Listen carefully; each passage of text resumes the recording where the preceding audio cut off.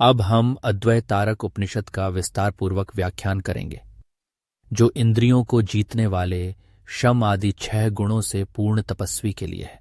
जो व्यक्ति मैं चैतन्य स्वरूप हूं इस प्रकार निरंतर भावना करता है और अपनी आंखें पूर्ण रूप से बंद कर लेता है या फिर थोड़ी खुली रखता है, वह अपनी अंतर्दृष्टि से भ्रूमध्य के ऊपर सत्य, चित्त और आनंद स्वरूप तेजोमय ब्रह्म का दर्शन करता है और स्वयं भी उसी स्वरूप का हो जाता है।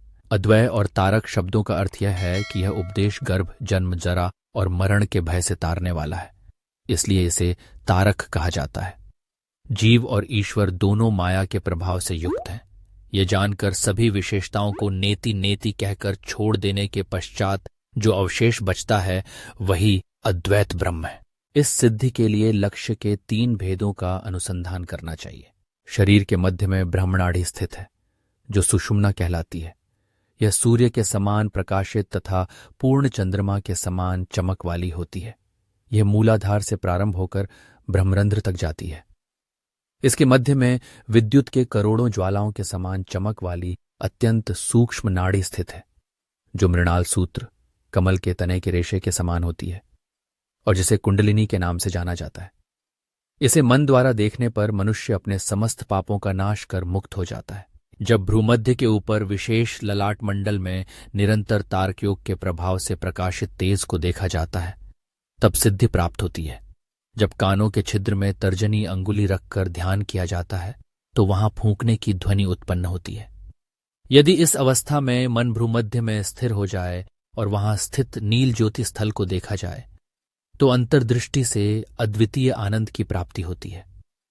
इस प्रकार हृदय में भी यह ज्योति दृष्टिगत होती है। इसलिए मुक्ति प्राप्ति की इच्छा रखने वाले साधकों को इस अंतर्लक्ष्य का उपासना करनी चाहिए। अब बाह्य लक्ष्य का वर्णन किया जाता है। नासिका के अग्रभाग पर 4, 6, 8, 10 या 12 अंगुल की दूरी पर यदि कोई योगी नील वर्ण, श्याम वर्ण, रक्ताभ रंग अथवा चमकते हुए पीले रंग के प्रकाशमान आकाश को देखता है तो वह निश्चित रूप से योगी होता है। यदि किसी व्यक्ति की दृष्टि चलायमान हो और वह आकाश की ओर देखे तो उसके नेत्रों के सामने प्रकाश की किरणें उत्पन्न होती हैं। इस दृश्य को देखने से योग सिद्ध होता है। यदि तप्त स्वर्ण के समान चमकने वाली प्रकाश किरणें आंखों के किनारे, भूमि पर अथवा अन्यत्र दिखें तो उस साधक की दृष्टि स्थिर हो जाती है। यदि सिर के ऊपर 12 अंगुल की दूरी पर कोई आकाशीय ज्योति देखे तो उसे अमृतत्व की प्राप्ति होती है। यदि सिर पर किसी भी स्थान पर आकाशीय प्रकाश दिखने लगे तो वह व्यक्ति पूर्ण योगी हो जाता है। अब मध्य लक्ष्य का वर्णन किया जाता है। प्रातःकाल के समय किसी चित्र या अन्य वर्णों के बिना अखंडित सूर्य चक्र के समान, अग्नि की जलती हुई ज्वालाओं के समान अथवा बिना किसी वस्तु के मध्य स्थित आकाश के समान जो दृश्य दिखता है वही मध्य लक्ष्य है। इसके निरंतर दर्शन से गुणरहित आकाश प्राप्त होता है। यह चमकती तारकाकार ज्योति के रूप में प्रकाशित होकर घने अंधकार के समान प्रतीत होने वाला परम आकाश बन जाता है। फिर यह प्रलयकालीन अग्नि के समान प्रकाशित होने वाला महाकाश बन जाता है। इसके पश्चात अत्यंत उत्तम दिव्य प्रकाश से प्रकाशित होने वाला तत्वाकाश प्राप्त होता है।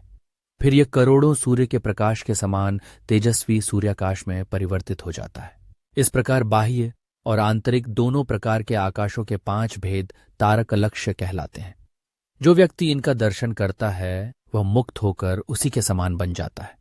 इसलिए तारक ही ध्यान का वास्तविक लक्ष्य है और वही मन की स्थिरता प्रदान करने वाला साधन है। तारक योग 2 प्रकार का होता है, पूर्वार्ध और उत्तरार्ध। प्रथम भाग तारक कहलाता है और दूसरा अमनस्क कहलाता है। तारक योग का मुख्य फल यह है कि इसमें चंद्र और सूर्य का एकत्व दर्शन होता है। जब नेत्रों के भीतर तारक रूप से चंद्र सूर्य का प्रतिबिंब दिखाई देता है तब वह सिद्ध हो जाता है। जिस प्रकार ब्रह्मांड में सूर्य और चंद्र स्थित होते हैं उसी प्रकार पिंड, शरीर में सिर के मध्य स्थित आकाश में भी दोनों का अस्तित्व निश्चित रूप से होता है। तारक के माध्यम से उस ब्रह्मांडीय सूर्य चंद्र का साक्षात्कार किया जाता है। इस स्थिति में मन को एकीकृत करके ध्यान करना चाहिए। यदि तारक योग न हो तो इंद्रियों की प्रवृत्तियों को रोकना असंभव हो जाता है। इसलिए अंतर्दृष्टि के द्वारा ही तारक का अनुसंधान करना चाहिए। तारक 2 प्रकार का होता है। जो इंद्रियों की सीमा में आता है वह मूर्त तारक है और जो भ्रूमध्य से भी परे स्थित है वह अमूर्त तारक है। सभी अवस्थाओं में आंतरिक तत्वों के विवेचन में मन को ही माध्यम बनाकर अभ्यास करना आवश्यक है। तारक के माध्यम से ऊर्ध्व दिशा में स्थित सत्य स्वरूप दर्शन करने से यह सिद्ध होता है कि वही ब्रह्म है और वह सच्चिदानंद स्वरूप है। इसलिए यह निश्चित हो जाता है कि ब्रह्म शुद्ध प्रकाशमय है। उस ब्रह्म को मन और चक्षु के सहारे अंतर्दृष्टि द्वारा अनुभव किया जाता है। इसी प्रकार अमूर्त तारक का भी साक्षात्कार होता है। आंतरिक रूप से मन और चक्षु के संयोग से ही हृदयाकाश का अनुभव किया जाता है, क्योंकि रूप ग्रहण करने की क्रिया मन और चक्षु के अधीन होती है। अतः बाह्य और आंतरिक किसी भी रूप को देखने की क्रिया तभी संभव होती है जब आत्मा, मन और चक्षु का संयोग होता है। इसलिए मन सहित अंतर्दृष्टि ही तारक प्रकाश को प्रकट करने का साधन है। भ्रूमध्य के बीच स्थित द्वार से दृष्टि को ऊपर उठाने पर जो ऊर्ध्व दिशा में स्थित तेज प्रकाशित होता है वही तारक योग कहलाता है। इस योग में मन को उस तारक रूप से पूर्णतः संयोजित किया जाता है। फिर विशेष प्रयास द्वारा भ्रूमध्य को सावधानी पूर्वक कुछ ऊर्ध्व दिशा में उठाना चाहिए। यही प्रथम तारक योग कहलाता है। उत्तरार्ध योग को अमूर्त अमनस्क योग कहा जाता है। तालु मूल में एक महान ज्योतिर्मय प्रकाश स्थित होता है। उस प्रकाश का ध्यान करना चाहिए। इसके अभ्यास से अनिमा आदि सिद्धियों की प्राप्ति होती है।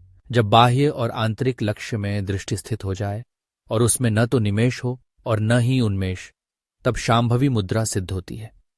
इस मुद्रा में स्थित ज्ञानी जहां निवास करता है वहां की भूमि पवित्र हो जाती है। इस स्थिति में जिसकी दृष्टि पड़ती है वह संपूर्ण लोक भी पवित्र हो जाता है। ऐसे परम योगी की पूजा जिसे प्राप्त होती है वह भी मुक्त हो जाता है।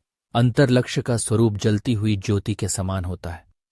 परम गुरु के उपदेश से सहस्रार में स्थित दिव्य ज्योति, ब्रह्मरंध्र में स्थित चेतना की ज्योति, षोडशांत में स्थित तुरीय चैतन्य, यही अंतर लक्ष्य होता है।